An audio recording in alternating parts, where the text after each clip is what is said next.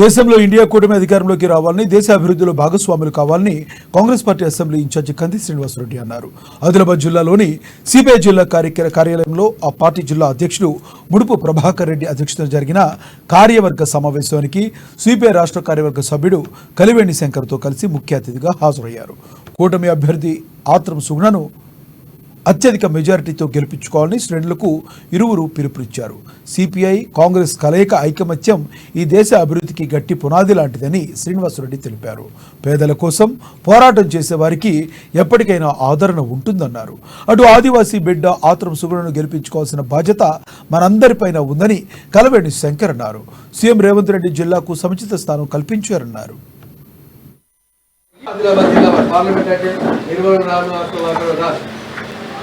అట్లే శ్రీనివాసరెడ్డి గారు ఏర్పాటు చేయడానికే ఈ నిర్ణయం.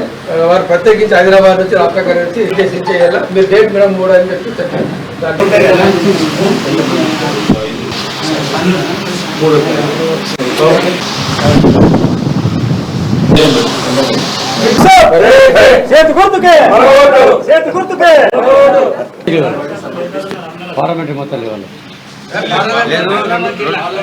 ఈ సందర్భంగా కాంగ్రెస్ పార్టీ ఆదిలాబాద్ నియోజకవర్గ ఇన్ఛార్జి కంది శ్రీనివాసరెడ్డి గారు, వారితో పాటు కాంగ్రెస్ శ్రేణులు, మా జిల్లా కార్యదర్శి ప్రభాకర్ రెడ్డి, రాష్ట్ర సభ్యులు విలాసు నమ్మి గారు, అన్ని మండలాల కార్యదర్శులు పాల్గొనడం జరిగింది.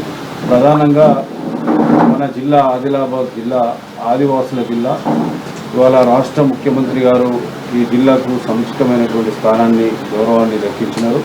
ఇలా ఆదిలాబాదు ఆదివాసీ బిడ్డ అయినటువంటి ఆత్రం సుగుణక్క గారిని గెలిపించుకోవడం మన బాధ్యతగా ఇలా కమ్యూనిస్ట్ పార్టీ సంపూర్ణమైనటువంటి మద్దతు సహకారాన్ని ఇవ్వడం జరుగుతుంది. ఈరోజు భారత కమ్యూనిస్టు పార్టీ జిల్లా కార్యవర్గ సమావేశం సందర్భంగా కమ్యూనిస్టు పార్టీలు అలాగే కాంగ్రెస్ పార్టీ యొక్క ఐక్యత ఇలాగే కొనసాగాలి. దేశంలో ఇండియా కూటమి అధికారంలోకి రావాలి. కమ్యూనిస్టులు కూడా మళ్ళీ యునైటెడ్ ఫ్రంట్ గవర్నమెంట్ లాగా మళ్ళీ కాంగ్రెస్ గవర్నమెంట్ లో కూడా వారు కూడా భాగం పంచుకోవాలి. వారు కూడా కేబినెట్ మంత్రులు కావాలి. అయితేనే ఆ అలియన్స్ కానీ ఆ కోఆర్డినేషన్ కానీ మరింత సంఘటితంగా ఉంటుంది, మరింత నిర్మాణాత్మకంగా ఉంటుందని సందర్భంగా నేను ఇది నా వ్యక్తిగత కోరిక. గరీబోళ్ళ కోసం కొట్లాడితే కనుక ప్రజలు ఎప్పుడూ ఆదరిస్తారని మనకు ఎన్నో ఎగ్జాంపుల్స్, వేలాది ఉదాహరణలు చెప్తా ఉన్నాయి. సో ఖచ్చితంగా కమ్యూనిస్టు పార్టీతోని అనుబంధంగా పనిచేసి కాంగ్రెస్ పార్టీ అభ్యర్థి అయిన ఆత్రం సుగుణ గారిని 2 లక్షల మెజార్టీతో గెలిపించుకోవడానికి మా పూర్తి ప్రయత్నం చేస్తామని ఈ సందర్భంగా నేను తెలియజేస్తా ఉన్నాను.